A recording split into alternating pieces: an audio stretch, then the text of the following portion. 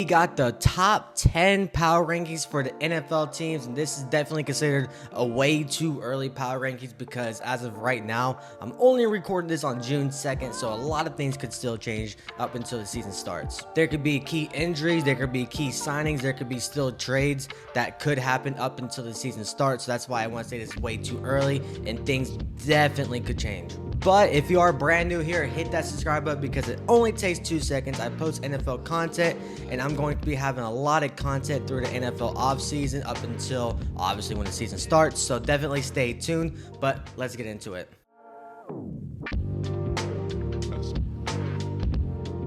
Starting off with my number 10 team, I got the Los Angeles Rams. The Rams, of course, made it all the way to the playoffs last year, going up into Philadelphia, put a really good game against the Eagles. So this team already had a pretty nice roster, and now adding Davante Adams and Poona Ford is definitely going to make them better. They did lose Cooper Kupp, but like I said, they upgraded in Davante Adams, in which I think that's a bigger overall adjustment or a bigger improvement compared to Cooper Kupp. So I really do like that. And of course, Matthew Stafford got Kyren Williams on the offense. The offensive line got even better, and their defense, Jared Verse and Brandon Fitz going into their second year, this defense should be on another level. And of course, Sean McVay is still a top 3 coach for sure, so he knows what he's doing. This team is basically in the win now mode, and as of right now, the Jalen Ramsey trade hasn't happened, but he's reported to be traded, so he's not really into this yet. But if he does get traded to the Rams, that's even better for the Rams. So Rams number 10. The number 9 team in my power rankings, unfortunately, is the Minnesota Vikings, and let me tell you why. They definitely went out all in free agency, signing Will Fries to a contract extension.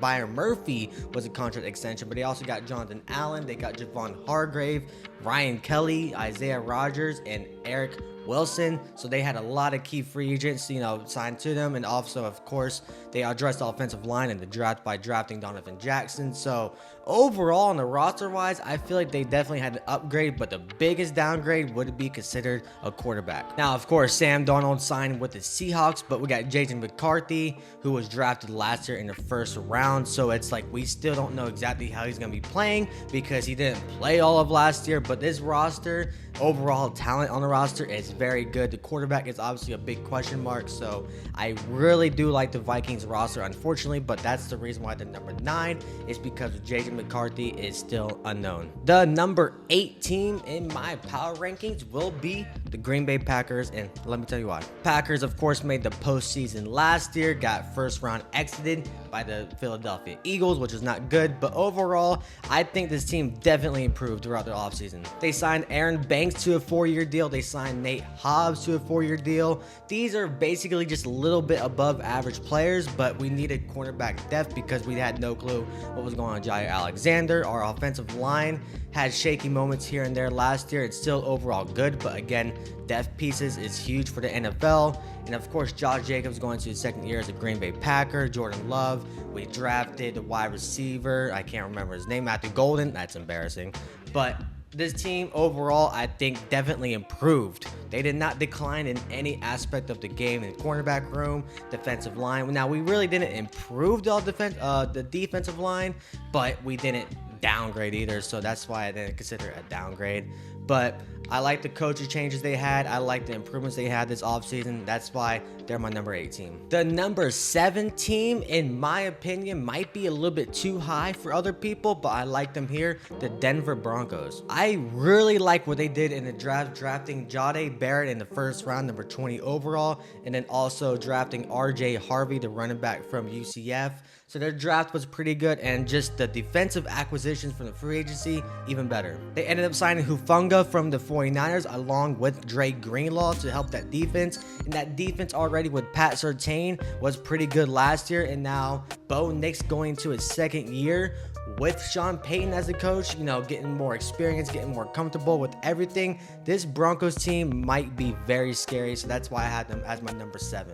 The number 6 team, again, unfortunately, in my power rankings, will be the Detroit Lions. Now, of course, we all know that both of their coordinators were lost during the periods of the coaching hires. You got Ben Johnson going to Chicago, and then Aaron Glenn going to the Jets. So losing both coordinators is going to be tough at the beginning of the season, but his overall talent on this roster is still amazing. Their draft wasn't too bad, but they did end up getting DJ Reed from the Jets from signing him. They did lose Carlton Davis, so they kind of swapped out right there.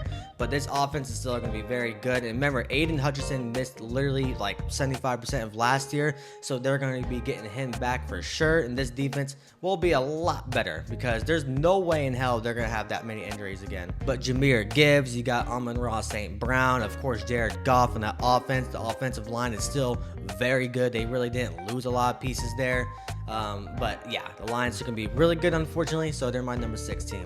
The number 5 team, in my opinion, of the power rankings, feels weird putting them here because last year they were not considered a top 15 team, the Washington Commanders. They got the acquisitions of Deebo Samuels, which he might be a little bit past his prime, but still a very good, solid number 2 wide receiver, and also getting Laramie Tunzel for their offensive line, which only makes it even better right there. And this team going into the second year of the quarterback Jaden Daniels, he's only going to get better. Well, most likely only going to get better. You know, the second year players sometimes have slumps, but I don't see him having one here. But this team had a lot of hype going into this year. Well, it still has a lot of hype going into this year. The team did very good last year, obviously going to the NFC Championship against the Eagles, and had a somewhat close battle. You know, it was, you know, kind of a blowout a little bit, but they kind of made it close at the end.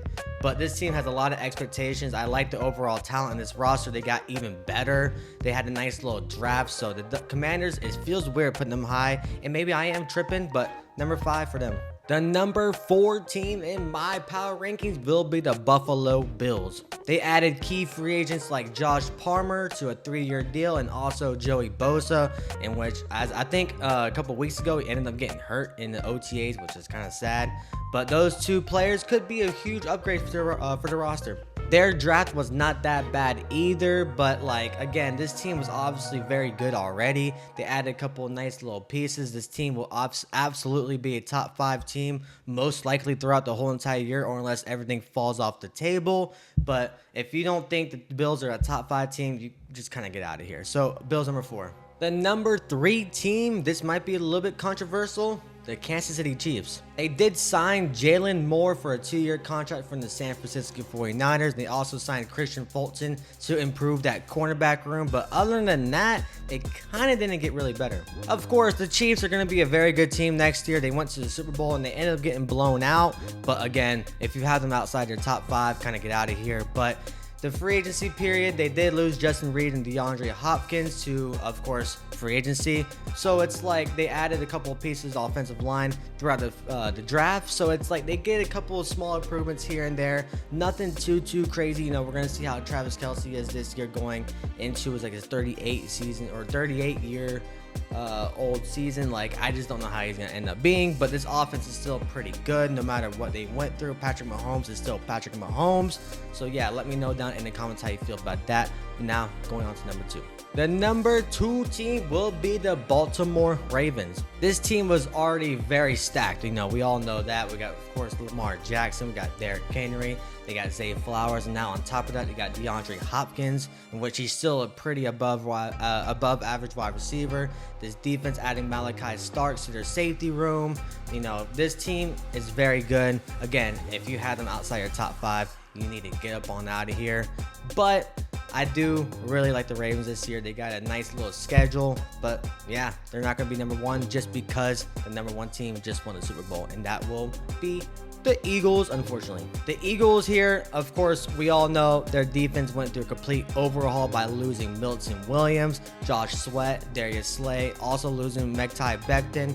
So they went through a lot of pieces on defense. On top of that, Brandon Graham retiring. Like, this defense completely is going to be revamped. Their secondary should be fine, but their defensive line and linebackers, it's going to be a little bit questionable for sure. And it doesn't mean they're going to be a bad team whatsoever, because of course I got them as a number 1 team, but are they going to be as dominant as last year? I don't think so. I do think they're going to end up winning the division, But if you guys remember watching my videos last year, the Chiefs were number 1 for so long until they're proven otherwise. So I will have the Eagles right here just for that exact same reason. But that wraps up this video. If you do like it, hit that like button, comment down below your biggest reaction. If you think I'm a lunatic, if you think I'm a genius with these 1 through 10, of course, no one's going to agree with me 100%, but I do want to see your guys' reactions. But I'm out of here. Deuces.